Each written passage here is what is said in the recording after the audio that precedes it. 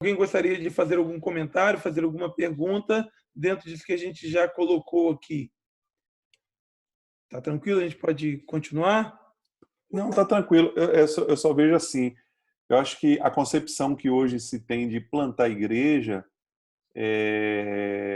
talvez esses 6 passos aí, o pessoal ache assim muito, né? Não sei se vão achar complicado, não sei. Enfim, porque eu acho que a Ah, concepção que se tem hoje é totalmente diferente. Mas tá joia. sim, eu vou Interessante, esclarecer mais ele aqui, Acho e que alguém está aí, falando. entendeu, Rafael? Interessante que a Convenção do Rio Grande do Norte ela só apoia os missionários para poder plantar uma igreja se seguir desse modelo, em cima desse modelo, dentro da visão de igreja multiplicadora.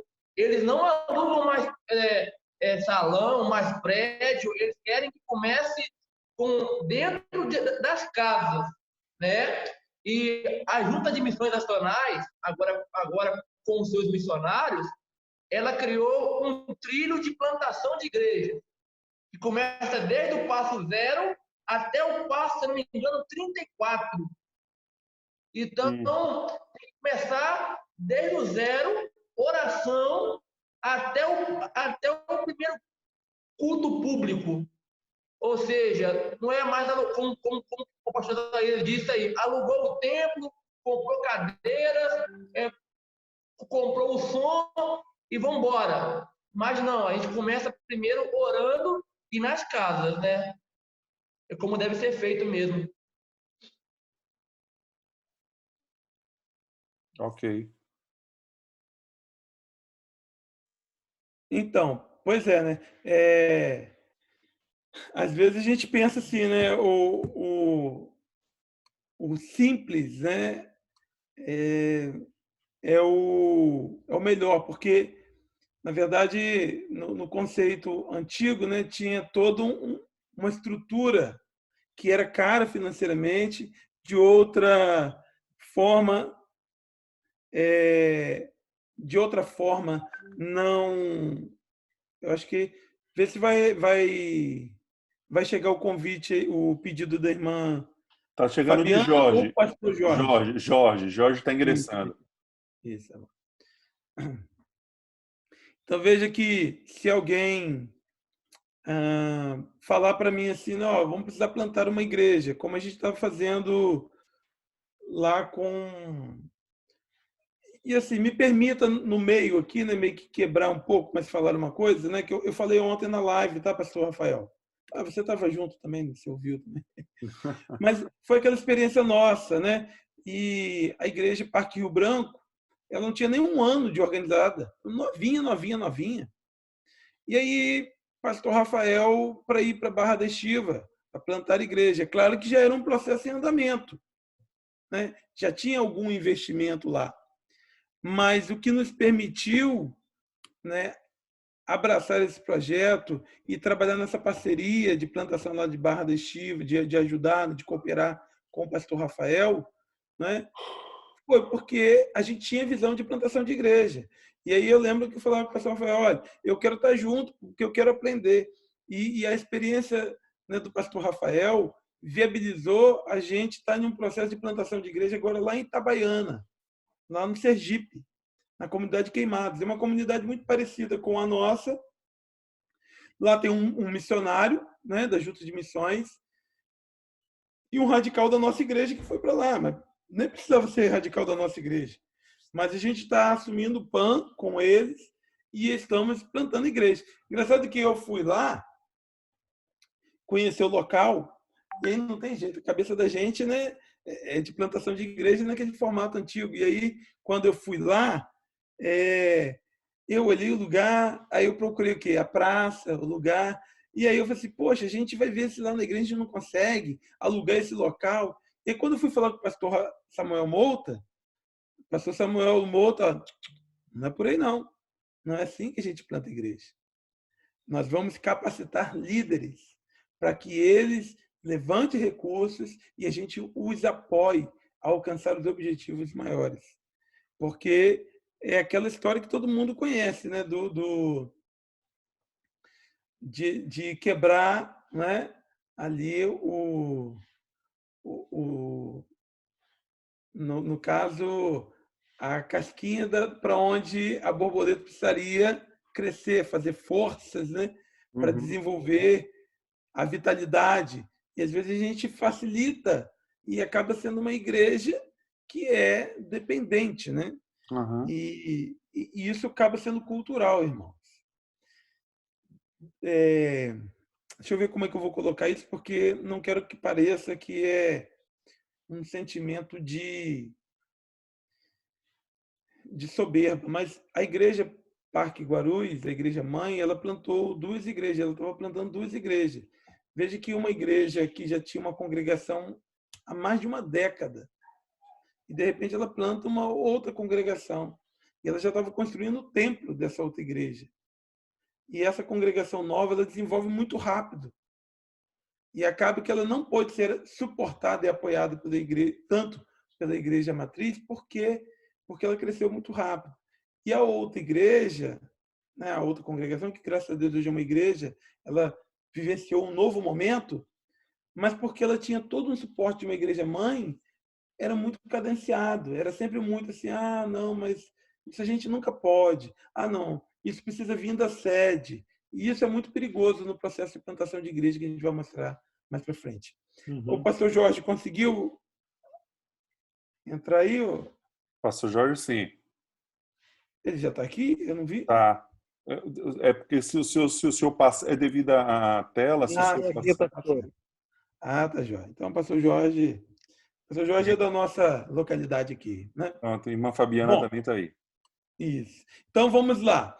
Como que são os passos para a plantação de igreja, né? Primeiro, oração, né? Oração é o que norteia tudo, né?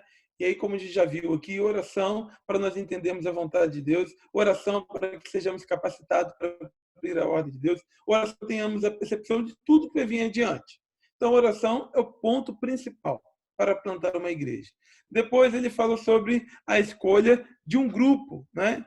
Aí, quando nós pensamos nessa escolha de um grupo-alvo, é o como que nós iremos fazer as coisas acontecerem, né? Então, nós precisamos saber quem é o grupo plantador de igreja, né? Quem é o grupo que vai para lá? É através de radicais? Ou é um pastor já com ministério? Como que a gente vai escolher, né? Debaixo de oração, a gente vai ter, olha, é possível que saia um grupo de uma determinada igreja e vá para um determinado lugar para plantar igreja.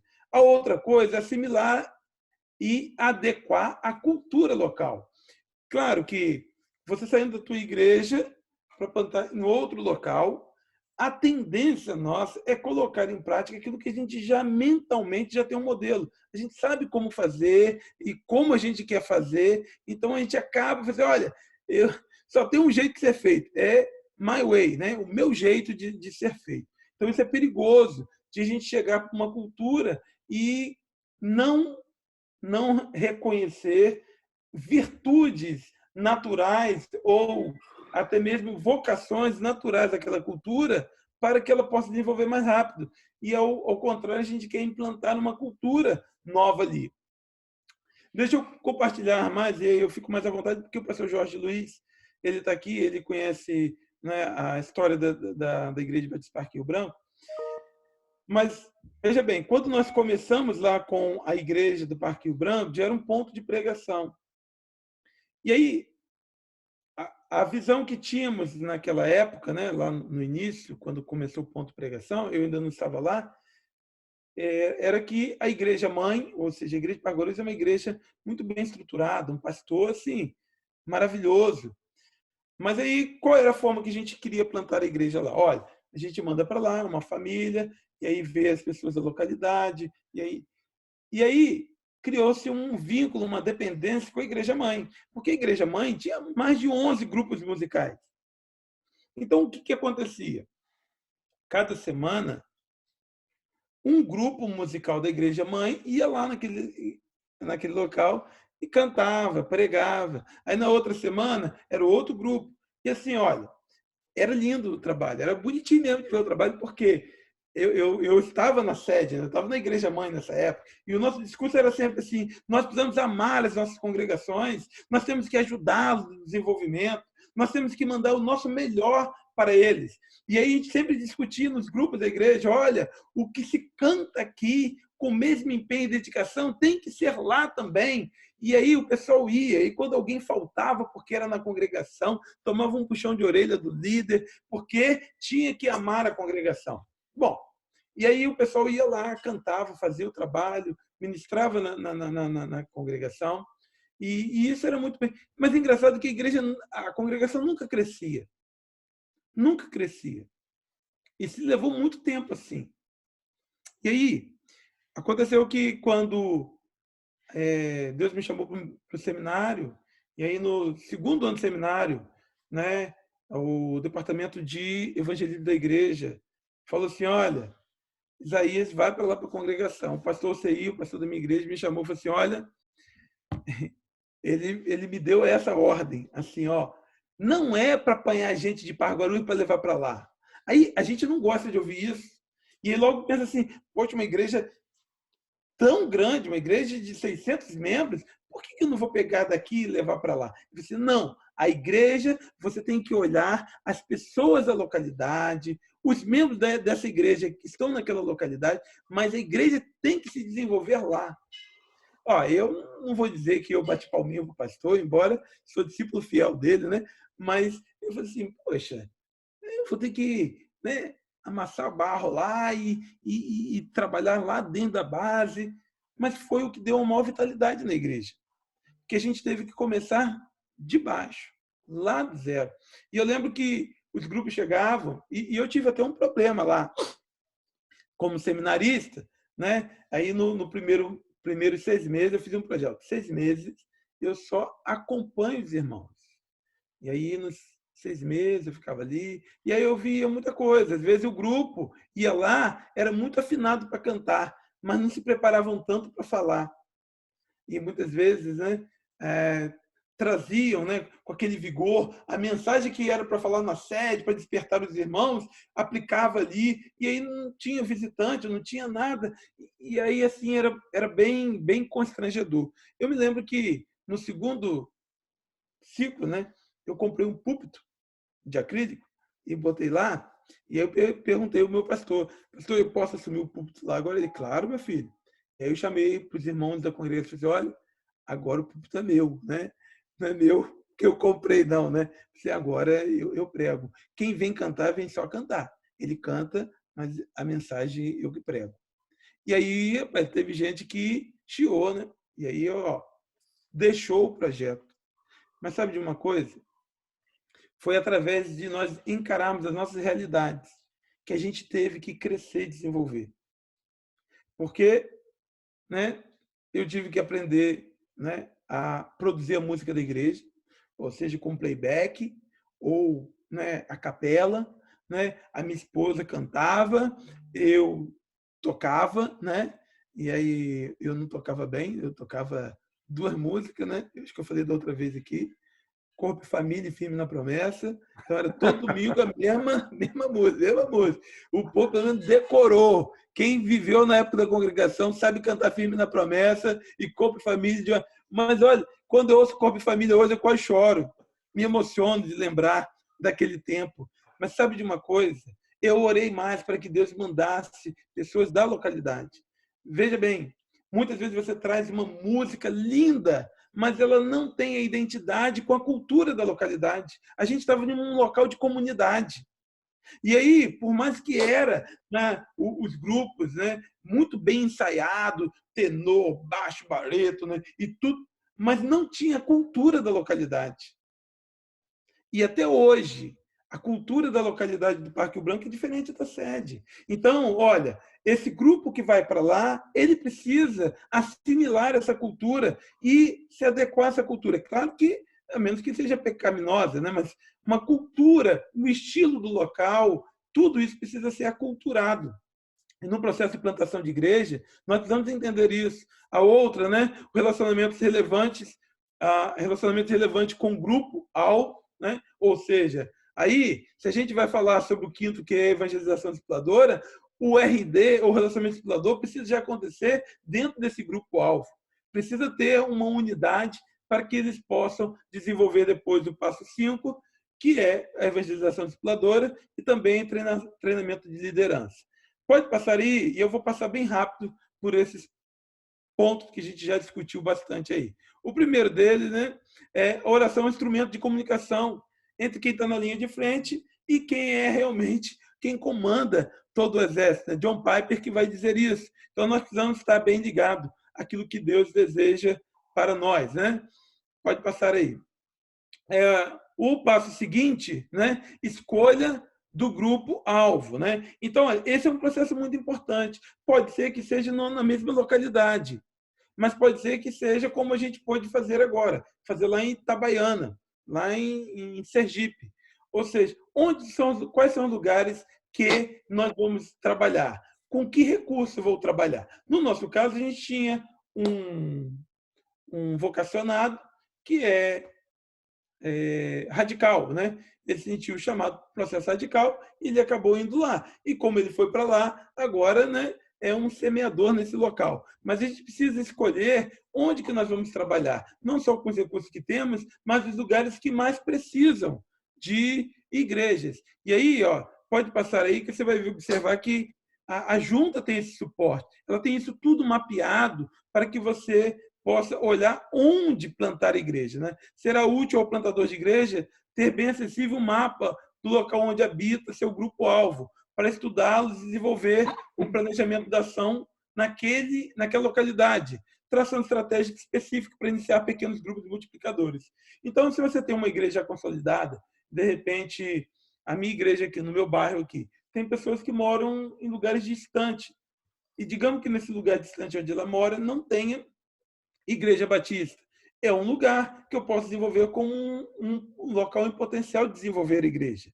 Eu posso ter um pequeno grupo ali, esse pequeno grupo desenvolve pessoas daquela comunidade, daqui a pouco eu tenho um pequeno grupo bem consolidado, ele se multiplica naquela localidade, daqui a pouco tem uma igreja formada ali. Ou pode passar aí, que seja em lugares distantes. Né? Então é importante a gente poder olhar. A Visão Brasil 2020, veja que essa apresentação é antiga, algumas das coisas que eram vistas lá atrás, né, há 5, 6 anos atrás, hoje já são realidade. Um que eu posso dizer para vocês, se vocês olharem aí, vocês vão ver que Itabaiana era um local a ser alcançado.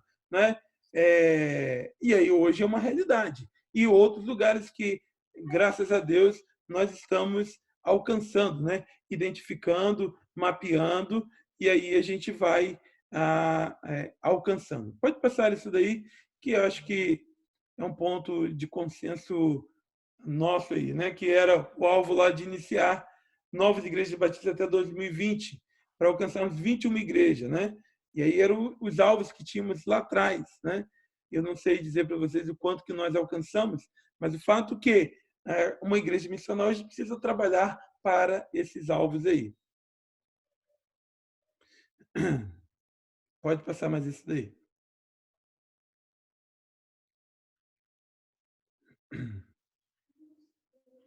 Bom, o outro ponto, né, aquele que a gente já falou, de assimilação e adequação à cultura. O plantador de igreja que deseja alcançar o coração das pessoas na sua comunidade precisará mergulhar, né, fundo na sua cultura. Isso é muito importante que a gente tenha esse parâmetro bem definido para a gente não ter a sede de mudar a cultura da localidade. Né? Ou a gente querer transformar aquela localidade no gosto que é nosso. Então, a gente vai precisar muito da comunicação com as pessoas lá naquele local, e aí a nossa predisposição de assimilar essa cultura é fundamental. Né? A gente vai plantar o evangelho, que é a boa notícia de Cristo para aquele povo, mas de uma forma que eles possam não apenas entender, mas possam conviver. Não estamos aqui falando de modal, de que é santo ou não é santo, mas, pessoal, a igreja precisa ser contextualizada com aquele local. Senão a gente sai, depois de todo o investimento que a gente colocou naquela realidade, a gente sai e aí a igreja morre. Eu tenho certeza, né? Vocês são aí da Bahia, né? tem muita coisa aqui da cultura de vocês e que se eu trouxer para minha igreja aqui, o povo que chia, entendeu? Muitas terminologia, muita linguagem que vocês falam, se a gente trouxer para cá, certamente vai estranhar. Eu tenho certeza que o pastor Rafael, né, ele teve que se adaptar à cultura aí, né? E muita coisa que a gente acaba achando estranho. Não é porque é errado, simplesmente porque é diferente, né? Então a gente precisa ter um foco grande daquilo que nós vamos assimilar e daquilo que nós vamos mudar. E Tim Keller, né, Timothy Keller, ele fala muito sobre isso. Não sei se alguém já viu aquele livro, leu aquele livro, Igreja Centrada. É muito bom, ele fala com muita profundidade sobre a cultura, né? A valorização da cultura local para a gente não sair, né, destruindo a cultura. Não estou dizendo que a igreja que vai plantar aqui no Rio de Janeiro tem que ter o carnaval como no calendário da igreja e nem o axé no estilo de música da igreja da Bahia. Não é isso que nós estamos dizendo. Mas existem alguns modos de ser da igreja que isso precisa ser respeitado para que a igreja possa ter, né, melhor comunicação com as pessoas ao seu retorno aí, né? Ô, pastor, no ano de 2000, quando eu saí de Itaberaba para ir para Salvador fazer o seminário, trabalhar, né, e fazer o seminário, eu fui em uma igreja batista e quando eu cheguei lá, o pastor pregou à noite, eu fui no culto à noite. Não entrei, rapaz, eu já vi uma turma já de bermuda e sandália havaiana. Eu falei, cara, será que eu estou na igreja certa? Mas entrei, sentei, e aí o pastor pregando de calça de brim e camisa polo. Aí eu falei para minha esposa, eu não volto aqui mais nunca, isso aqui não é coisa não é coisa nossa, não. Mas aí eu entendi o contexto, porque a igreja estava inserida numa comunidade a 300 metros de uma favela. Então, aqueles jovens de bermuda e sandália havaiana eram da favela, entendeu? Então, o pastor, Entendi. ele não poderia, domingo de noite, naquele contexto, pregar de paletó e gravata, ou paletó. Entendeu? Pois é, pois é. E isso é Então, muito interessante, pastor. Isso é muito interessante, porque às vezes a gente deixa de comunicar com a comunidade porque a gente escolhe as nossas preferências, entendeu? uhum. E isso traz uma dor muito grande para a igreja. Eu sou de uma igreja bem conservadora, né, por natureza, né? E aí, quando eu vim para o Parque Rio Branco, eu estou falando disso daqui porque é um dos desafios que eu tive que vencer, né? E que nós temos que vencer até hoje. E, e assim, é muito difícil. A gente vem, a gente que foi nascido e criado da igreja, a gente sempre tem aquele pensamento assim, não, eu vou para lá e vou mudar aquela realidade. Olha, cuidado com o que você tem que mudar, para você não acabar não tendo que mudar coisas que não tinham que ser mudadas. Então, a gente chega em um local, a gente precisa fazer uma boa leitura do que é cultura, do que é pecado e do que não é pecado. É claro que a gente vai chegar e vai encontrar ídolos ali. Mas sabe de uma coisa? Você encontra ídolos também no seu coração. Quantos ídolos a igreja cristã levou porque não podia cortar o cabelo? Quantos ídolos carregamos no nosso coração porque não podia usar calça comprida? Porque não podia usar violão ou guitarra? Na verdade, a gente falava contra os ídolos lá fora, mas eram nossos ídolos que eram nossas preferências para poder usar ou não usar aquilo. Eu digo que uma igreja que ela diz que ela só pode existir se puder ser liberada a calça comprida, ela tem um ídolo que é a calça comprida. Mas a igreja que diz que não pode usar calça comprida porque é pecado, também a saia é um ídolo para ela. E aí, sem querer entrar nos pormenores, quando nós entrarmos para plantar igreja, nós vamos encontrar uma comunidade idólatra, mas também vamos encontrar alguns ídolos dentro do nosso coração que serão mostrados no momento que nós chocarmos com aquela cultura, né? Uhum. Então, principalmente quem lida com evangelização em comunidades tribais, índios, underground, e veja bem, né?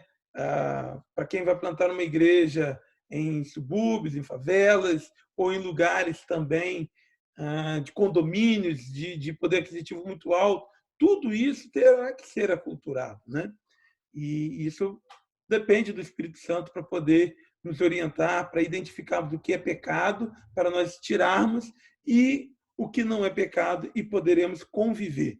Eventualmente, a igreja pode acabar tendo algumas tendências para o seu gosto pessoal, porque, afinal de contas, né, a igreja acaba acatando o gosto pessoal do pastor, e nós acabamos influenciando muito a igreja com nossos gostos principais. O pastor gosta de coral, vai lá, a igreja vai ter coral. O pastor gosta de coreografia, a igreja tem coreografia. O pastor gosta de uma guitarra, né? E vai ter guitarra. O pastor só gosta de piano. Então, ele acaba trazendo, inevitavelmente, algumas preferências. Mas esse ponto está aqui justamente para que a gente possa entender que no processo de plantação de igreja, nós precisamos olhar com muito amor a comunidade onde vamos trabalhar. Talvez acho que seja por isso que, na grande maioria, a gente não consegue enxergar. Eu vou usar o termo sucesso, né? Mas não é o termo sucesso pejorativo. Na grande maioria, a gente não consegue enxergar igrejas ditas tradicionais. Tudo bem, abre várias frentes missionárias, né? Mas muitas vezes só consegue ter ali 12, 13, 14, 15 pessoas e não passa disso, né? Porque é como está bem escrito aqui. Eu, como pastor, eu vou, tudo bem, nossa igreja vai abrir uma congregação, mas a igreja lá, a congregação tem que ser igual à nossa igreja. Não pode ter a bateria, não pode ter a guitarra, não pode ter, tem que ter uma armação igual à nossa, né? Só para você ter uma ideia, hoje dentro de Vitória da Conquista, nós temos muitas igrejas que foram assim, saíram de outras igrejas aqui tradicionais, né? Então, o pastor Jair está me ouvindo aqui, o pastor Sandoval também, se eu não me engano, estão me ouvindo. E pode me corrigir se eu estiver errado. Mas hoje, dentro de Vitória da Conquista, nós só temos, se eu não me engano, 7 ou 8 igrejas batistas. Nós temos uma defasagem aqui dentro para 300 mil habitantes.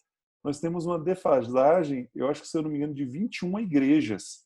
Nós tínhamos que plantar aqui dentro 21 igrejas, né? Uma igreja para cada 10 mil membros. 10 mil pessoas, perdão. 10 mil pessoas, né? Então, assim, é muito grande. Então, a nossa visão ainda de plantação, do modus operandi, de como fazer, eu acho que ainda está um pouco, assim, precisa caminhar mais. E isso é bom, né? Olha só, ter essa visão hoje é muito importante, né? E assim, nós estamos falando de plantar uma igreja dentro de Vitória da Conquista, deve arder o nosso coração. Por quê? Porque você vai plantar num local que ele assemelha muito à tua realidade. Para Sim. eu plantar uma igreja em um local muito diferente, a tomar aquela cultura é mais difícil de que você se aculturar dentro dessa sua realidade. A questão é quando a igreja perde o diálogo com a sua própria região. E aí a igreja, então, começa a ter um declínio. Né? E a gente fica pensando, por que a igreja está declinando? Por que a igreja está perdendo membros? Por que a igreja não está oxigenando? É porque ela nem vai conseguir plantar outras, porque o diálogo com a sua própria comunidade, ele perdeu-se, né? E isso é terrível, né? É dramático, né? E a igreja precisa olhar, fazer uma estrutura e ver junto com a igreja, com a liderança, quais são as prioridades para a igreja, para que a gente possa plantar ou replantar. É comum uma igreja, às vezes de 200 membros, ela planta uma outra igreja dentro da mesma comunidade, mesma cidade, mesmo município, e essa igreja que ela plantou nova, rapidamente chega a 200, 300, chega a 500 membros. Enquanto aquela que era A a mãe, primeira igreja, ela fica estagnada ou acaba declinando. Por conta de quê? Porque essa nova igreja, ela então se adapta. E, sem querer delongar nessa parte, mas eu quero falar para vocês a experiência da igreja, e falo com o coração muito aberto, muito pronto. Mas a igreja do Parque Rio Branco, ela mudou muito a minha visão de mundo, a minha observação de mundo. Por quê?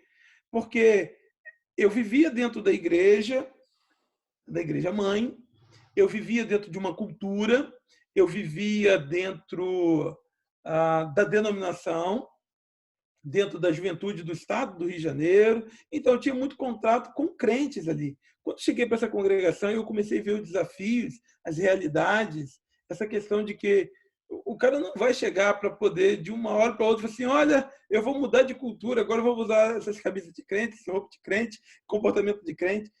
E assim, foi difícil, mas ainda hoje eu me assusto. Né? Veja que minha igreja, qualquer um de vocês pode entrar lá na IBPRB, no Facebook, no Instagram, mas não tem nada de anormal, somos batistas, batistas mesmo, né? Somos batistas conservadores. Né? Tem coisas que é difícil encontrar até no meio batista do que a gente vive lá, de assim, algumas pessoas chamam de extremista. Pastor, você é muito extremista. Né? Mas não, eu tenho alguns princípios. Agora, aquilo que eu achei que não podia mudar, eu não mudei. Mas algumas coisas eu entendi que precisava mudar. Por exemplo, a luz que tem lá. Né? Pastor, vamos ter que botar uma luz aqui diferente. Eu entendo, aquela galera do bairro, eles estão acostumados a terem muito estímulo dessa realidade. Então, de repente, isso é pecado? Não, é pecado o que eles fazem lá.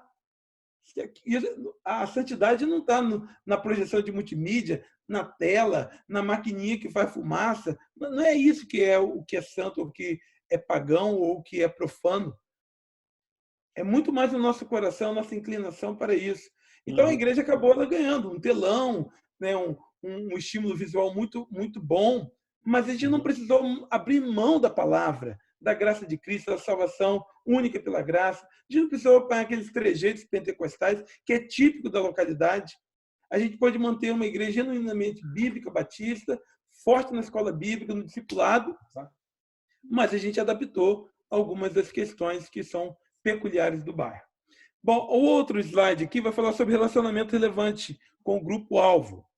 Então, olha, você não se relaciona bem se você não tem uma boa empatia. Se você vai sempre falar com o seu grupo-alvo do que ele está fazendo de errado, a gente não vai seguir o exemplo de Jesus. Ele pegou a mensagem dele e para cada realidade ele aplicou aquela realidade.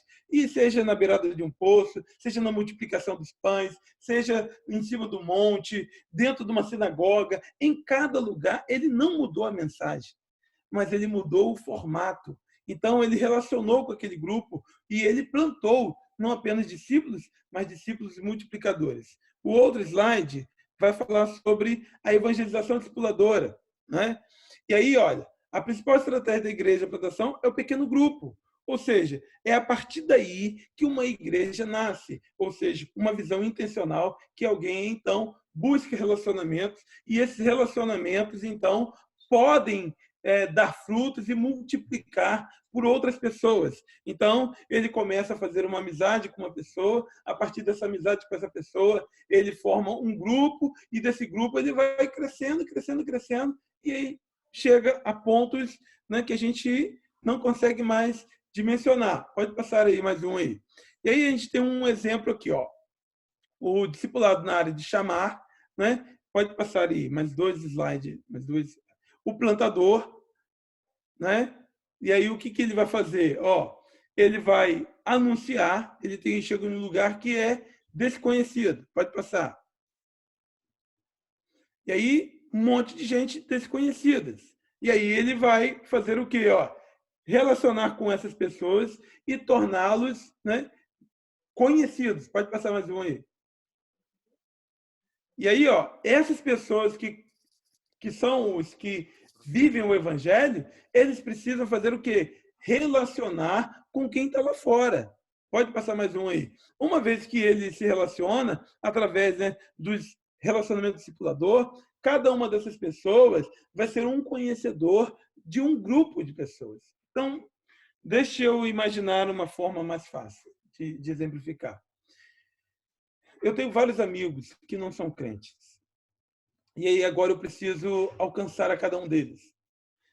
E aí, rapaz, se eu for tentar evangelizar todos eles, eu não vou dar conta. E eu peguei, eu estou fazendo experimento. Talvez daqui a 2 meses você pode me perguntar, e aí, o que foi daquilo? Pastor, Renildo, pode me cobrar isso daqui a 2 meses e me perguntar e eu vou dizer a verdade o que está acontecendo.